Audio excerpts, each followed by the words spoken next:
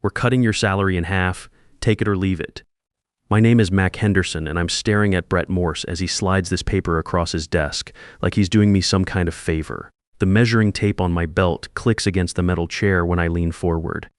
20 years I've been with Morse Construction, and this 35-year-old kid thinks he's about to teach me a lesson about my place in the world. The number on that paper wouldn't cover my son's spring tuition at engineering school. I look up at Brett, and he's got this smirk, same one his old man used to get when he thought he was being clever. Only difference is his father actually knew which end of a hammer to hold. Take it or leave it, he says again, leaning back in that leather chair like he just solved some complex structural problem. 20 years of 6 a.m. job site meetings. 20 years of weekend permit runs and city inspector hand-holding. 20 years of keeping contractors happy and municipal projects on schedule while Brett was learning business theory up at Northwestern. And this is what he thinks my load-bearing capacity is worth. I tap my measuring tape against my thigh twice. I understand. I tell him, folding the paper neat and square. When does this take effect? His smirk gets wider. Immediately. I nod. Perfect timing. Something shifts in his expression because that wasn't the reaction he was expecting from a guy who needs to keep his mortgage current and his boy in school. See? What Brett didn't know as he sat there trying to show me my structural limits was that 3 weeks earlier, I'd gotten a call from Tony Castellano. Tony runs Castellano Construction, the most successful operation in our county, been watching our projects for years. Not Brett's PowerPoint presentations, but the actual concrete getting poured, and the permits getting approved on schedule. Mac, Tony had said when we met for coffee at the job site trailer, I need someone who understands that construction is built on handshakes, not just contracts. I'm expanding into municipal work, and I need a partner who knows how to keep city engineers happy and inspectors cooperative. I hadn't given him an answer that day, told him I needed time to think it over. But sitting there watching Brett destroy 20 years of loyalty with a salary cut that would make my ex-wife laugh, Tony's offer suddenly felt like load calculations finally balancing out. You have to understand something about Brett Morse. He inherited this company from his father 18 months ago, never spent a day coordinating subcontractors, never had to sweet-talk a building inspector when the foundation pour didn't go according to plan, never had to explain to a homeowner why their basement needs another week to cure properly. He's one of those guys who thinks showing up with an MBA automatically makes him qualified to run field operations. What he never realized is that for the past 5 years, I've been the structural support holding his entire business together. Not officially, of course. On paper, I'm senior project manager, but practically every major decision flows through my relationships first. Every crisis gets handled by me before it reaches his climate-controlled office. Every municipal contract exists because I built those connections one inspection at a time, one successful project at a time. Take our biggest job, the new courthouse project. When Jimmy Rodriguez from City Planning needs to discuss scheduling conflicts, he calls me directly. When we need expedited permits, Sarah Walsh in the permits office recognizes my voice on the first ring. When there's a problem with concrete delivery or electrical inspection timing, I call Rodriguez brothers and they rearrange their entire schedule because we've worked together for 15 years and they know I'm good for it. Or consider the Riverside subdivision our second biggest project running right now. I've been their point man for 3 years. I know which city councilman lives on Elm Street. I remember when Fire Chief Kowalski's daughter got married and we donated materials for the church renovation project. I send congratulations when their quarterly safety inspections come back clean. Brett shows up to the ribbon-cutting ceremonies and makes small talk with the mayor. But when there's a real problem with utilities or drainage, Rodriguez calls me because he knows I'll have solutions, not excuses. This pattern repeats across our entire project list. 12 major jobs, and every single relationship runs through my connections on the ground. Not because I'm some master politician playing angles, but because I actually show up when things go wrong. I remember details that matter. I follow through on what I promise. I deliver quality work that passes city inspection the first time, every time. But here's what really made Brett vulnerable, what he never saw coming from his corner office with the nice view. The suppliers and subcontractors who keep his business running work primarily through me, not him. When we need emergency concrete delivery on a Saturday because the weather window is closing, I call Rodriguez brothers directly and they make it happen. When our electrical subcontractor hits a snag with the city inspector over code interpretations, I know which sections to reference and which inspector to call for clarification. When the city engineers want to discuss load specifications or foundation requirements, they ask for me by name because they know I'll have the structural drawings ready and the calculations double-checked. These aren't just business relationships built on competitive bidding and lowest prices. They're professional connections built over years of consistent, reliable work and mutual respect. While Brett was playing golf with other MBA graduates and attending Chamber of Commerce dinners where he'd hand out business cards to people who'd forget him within a week, I was building a foundation of genuine professional trust based on competence and follow-through. Even his employees come to me when there's a real problem that needs solving.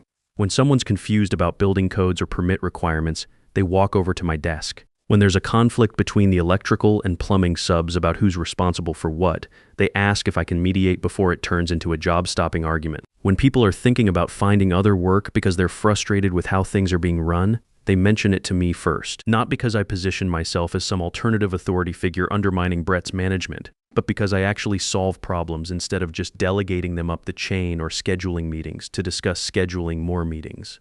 The week after my conversation with Tony, I started paying closer attention to exactly how much of Brett's business depended on my personal relationships and institutional knowledge. It was like checking the structural integrity of a building and discovering that one support beam was holding up the entire framework. I was copied on probably 95% of important communications with contractors and city officials.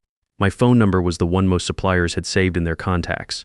My relationships were the ones that generated repeat municipal contracts and referrals from satisfied clients. I realized that Brett had made a classic mistake that a lot of second-generation business owners make. He'd built his management style around being the visible owner while I functioned as the actual load-bearing structure. Remove me from the equation and everything else would have nothing solid to stand on. So when he slid that salary cut across his desk with such obvious satisfaction, when he looked at me like I was some replaceable piece of equipment that should be grateful for whatever maintenance budget he threw my way, I knew exactly what my specifications were worth in the current market. Perfect timing, I'd said, and I meant every word. I stood up from his office that Thursday afternoon and walked directly out to my truck. I opened my phone and typed out a brief text to Tony Castellano. I accept your partnership offer. When do we start laying foundation? His response came back within 30 minutes, Monday morning. Welcome to Castellano Construction, partner. It was Thursday afternoon. That same day, I walked back into the office and submitted my formal resignation to Rita Martinez, our office manager who'd been keeping that place running since before Brett learned to drive. 2 weeks' notice as required by my employment contract.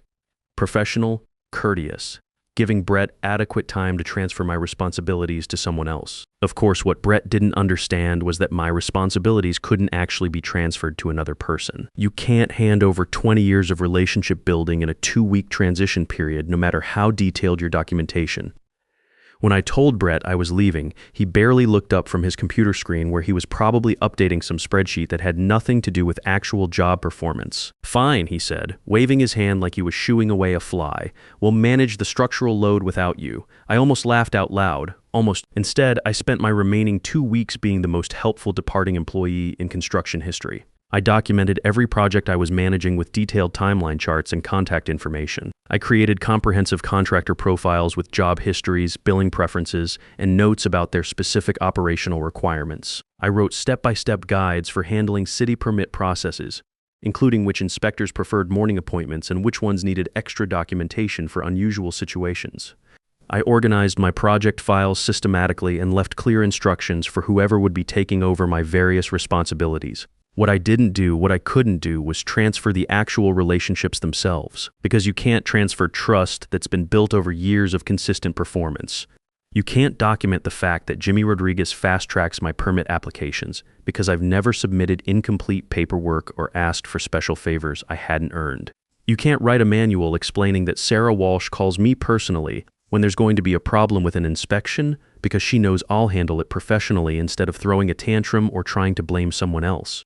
You can't hand over the respect I've earned from subcontractors who know that when I give them a completion timeline, the materials will be there when I promised, and the previous trades will have their work finished on schedule. On my last day, I cleaned out my desk while Brett was in some meeting with his accountant, probably trying to figure out how my departure would affect his quarterly projections. I took my personal items, my level, my hard hat, some photos of completed projects I was particularly proud of, and I left behind all the company property, all the project files, all the permit documentation. I wasn't stealing anything that belonged to Morse Construction. I was just no longer available to be the invisible infrastructure holding everything together. I shook hands with my coworkers, especially the guys who'd been there long enough to remember when Brett's father was still running day-to-day operations. I hugged Rita, who'd been keeping that office organized and functional since before Brett could spell construction. And I drove my truck out of that parking lot at exactly 500 on Friday afternoon measuring tape clicking against my belt, one last time as I walked away from 20 years of unappreciated competence. Monday morning, I started my new position as Tony's partner at Castellano Construction. We'd structured the partnership agreement so I'd have equity ownership and decision-making authority from day one. Not just another employee title with extra responsibilities. My new office was in a double-wide trailer at the main equipment yard, with windows that looked out over actual machinery and material stockpiles instead of decorative landscaping designed to impress visitors who never got their boots dirty. By Tuesday, my old work phone number had been disconnected and forwarded to a generic voicemail system that nobody checked with any regularity. By Wednesday afternoon, things at Brett's company started getting interesting in ways he hadn't anticipated. Jimmy Rodriguez called the main office looking for me about a foundation inspection that needed to be rescheduled due to weather delays. The receptionist transferred him to Brett, who had no idea what project Jimmy was referring to, why the timing mattered, or what the inspection was supposed to cover. Jimmy hung up confused and called the county engineering department to ask if anyone knew what was happening with Morse Construction's scheduling coordination. Rodriguez brothers called Thursday morning with a question about concrete specifications for the courthouse expansion project. Brett took the call personally, trying to sound knowledgeable about structural requirements, but it became obvious within 10 minutes that he didn't understand the engineering specs his own company had submitted in their original bid. Rodriguez asked to speak with someone who was actually familiar with the technical details and load calculations. There wasn't anyone available who could answer those questions. By Friday of that first week, 4 more contractors had called with various questions and received similarly unhelpful responses. 2 suppliers called about delivery schedules that I would normally have coordinated based on project timelines and weather forecasts. The building inspector showed up for a scheduled foundation inspection that Brett had completely forgotten was happening, which resulted in a failed inspection and a 2-week delay while they scrambled to reschedule. I know all this because people started calling me directly. Not to complain about Brett exactly, but to ask if I knew what was happening over there and whether there was some kind of transition period they should be aware of. Jimmy Rodriguez tracked down my new number through the permits office and called to congratulate me on my partnership with Tony. "Mac, I don't know what's going on at your old place," he said, "but it's like they forgot how to coordinate projects. Nobody there seems to know what's happening with their own jobs anymore." I listened sympathetically but didn't offer any explanations or insights about internal operations. What was I supposed to say? That Brett had spent 18 months taking credit for work he couldn't actually perform himself. The second week was when the real structural problems started showing. One of their biggest suppliers, the concrete company I'd worked with for 12 years, called about an overdue payment that was affecting their cash flow. Brett apparently got defensive about their payment terms and suggested they should be more patient about money since they'd been doing business together for so long. The owner called me that afternoon. "Mac, I don't know what's happening over there, but that's not how we're used to handling business relationships. If this is how they want to operate going forward, we might need to reconsider our credit terms and delivery priorities." I maintain my professional boundaries completely. That sounds like a conversation you should have directly with them about your business policies. But of course, I also mentioned that my new company was looking for reliable concrete suppliers. And would he be interested in discussing potential partnership arrangements with Castellano Construction? This is where people sometimes misunderstand what happened next. I didn't sabotage Brett's business operations. I didn't steal his contractors or spread negative information about his company. I simply started building relationships in my new role the same way I'd always built relationships throughout my career, by being competent, reliable, and genuinely helpful to the people I worked with. When Jimmy Rodriguez mentioned he was getting frustrated with the lack of communication and coordination from Morse Construction, I listened. When he asked if Castellano Construction might be interested in submitting a proposal for the courthouse expansion phase, I said we'd be happy to have that conversation.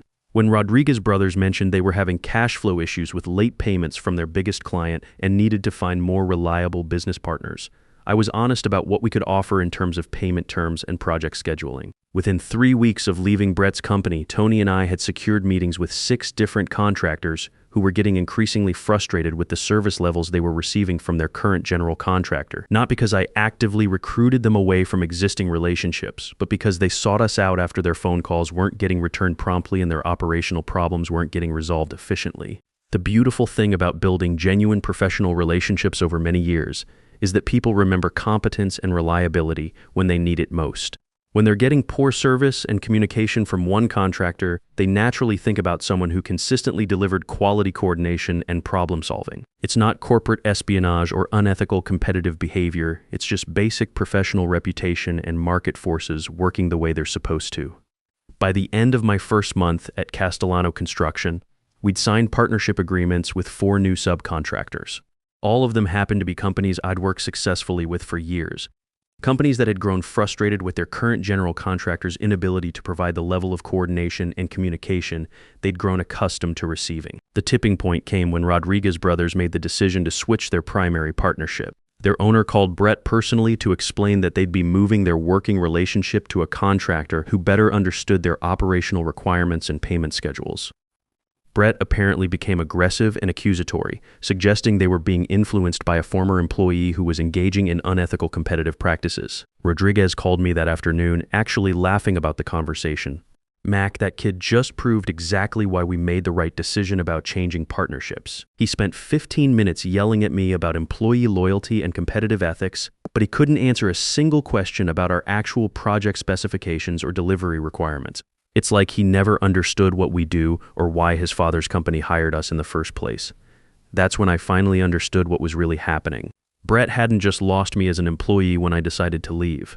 He'd lost the person who translated between his business school theories and the actual requirements of running construction projects successfully. Without me there to bridge that gap between his management concepts and real-world operations, contractors and suppliers were getting direct exposure to his fundamental incompetence. The story started reaching me through industry contacts and professional networks. How Brett had shown up to a job site coordination meeting without the proper architectural drawings and tried to improvise solutions based on outdated specifications. How he'd promised completion schedules that his remaining staff couldn't possibly meet because they didn't have the supplier relationships necessary to expedite material deliveries when weather caused delays. How he'd completely mishandled a foundation settling issue that I would have resolved with 3 phone calls to the right city engineers and some additional structural reinforcement. Each failure made my former contractors more appreciative of the coordination and communication they were now receiving from Tony and me. Each conversation with Brett reminded them why they'd actually valued working with Morse Construction when I was there to make everything run according to schedule and specification.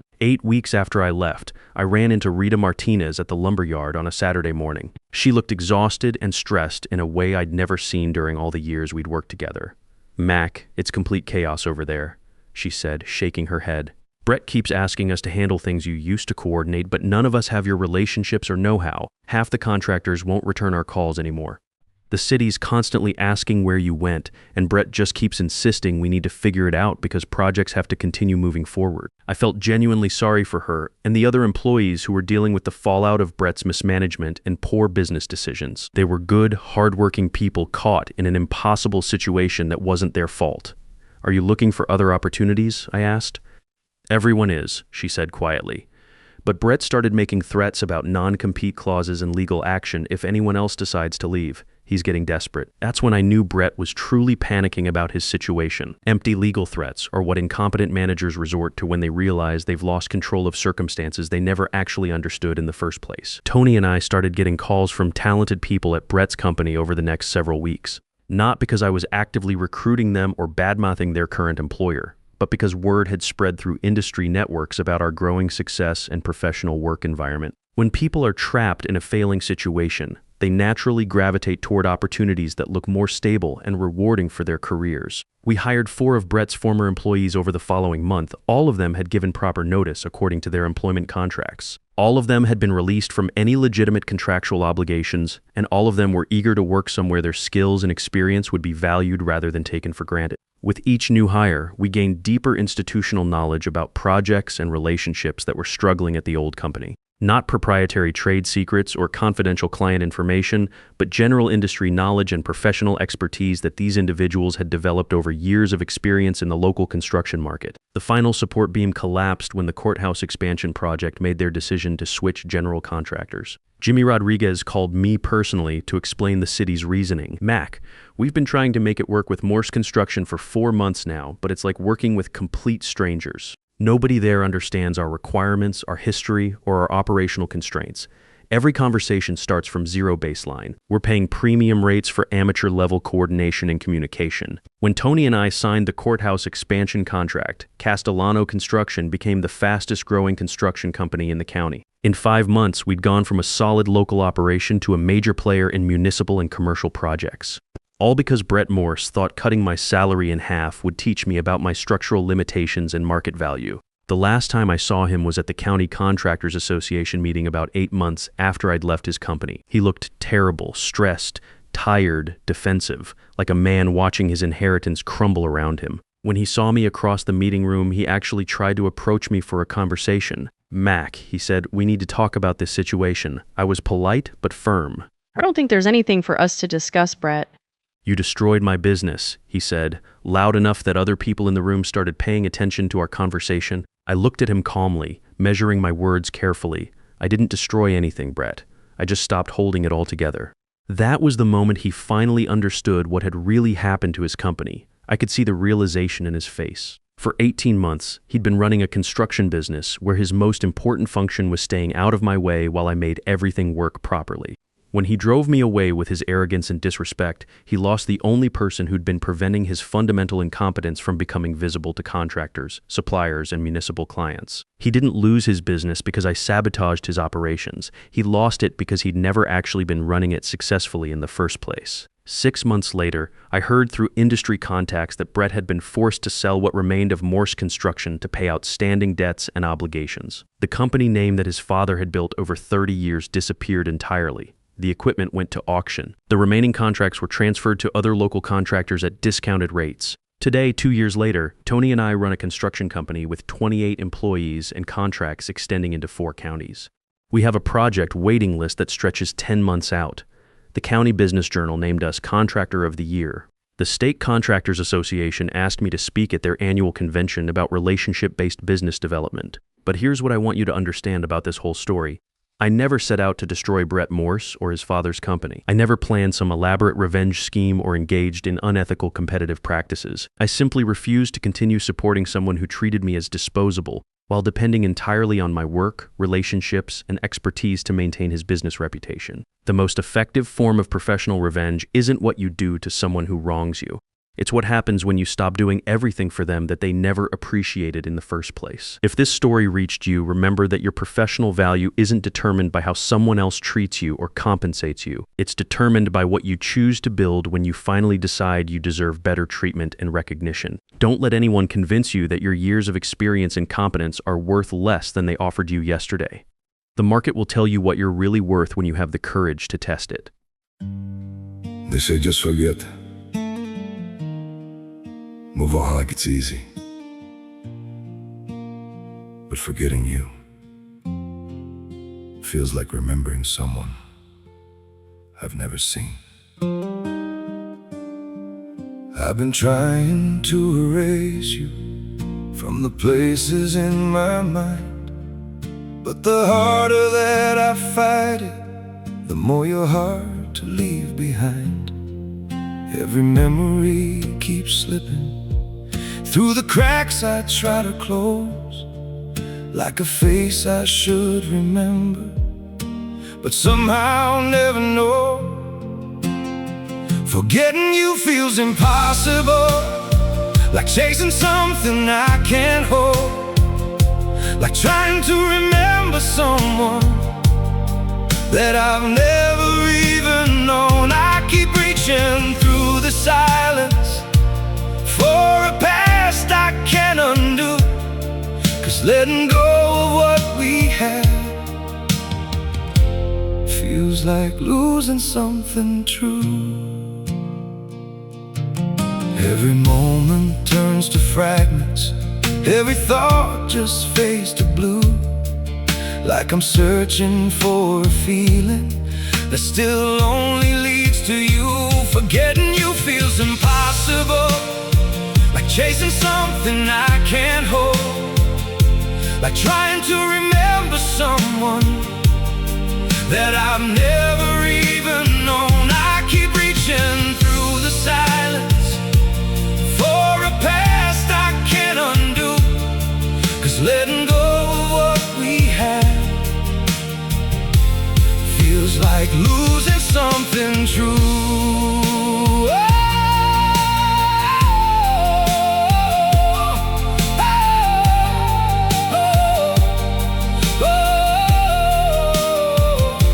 If I never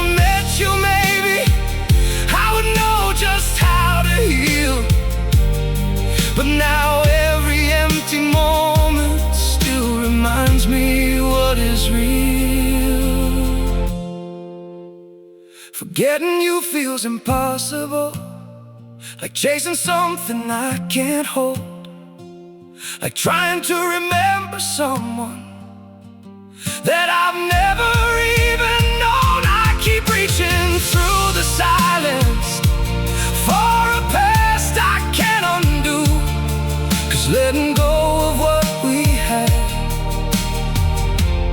feels like losing something true.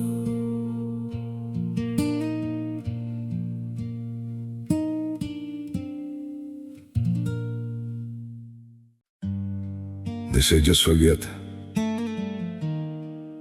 Move on like it's easy. But forgetting you feels like remembering someone I've never seen. I've been trying to erase you from the places in my mind, but the harder that I fight it, the more you're hard to leave behind. Every memory keeps slipping through the cracks I try to close, like a face I should remember, but somehow never know. Forgetting you feels impossible, like chasing something I can't hold, like trying to remember someone that I've never even known. I keep reaching through the silence for a past I can't undo, 'cause letting go of what we had feels like losing something true. Every moment turns to fragments, every thought just fades to blue, like I'm searching for a feeling that still only leads to you. Forgetting you feels impossible, like chasing something I can't hold, like trying to remember someone that I've never even known. I keep reaching through the silence for a past I can't undo, 'cause letting go of what we had feels like losing something true.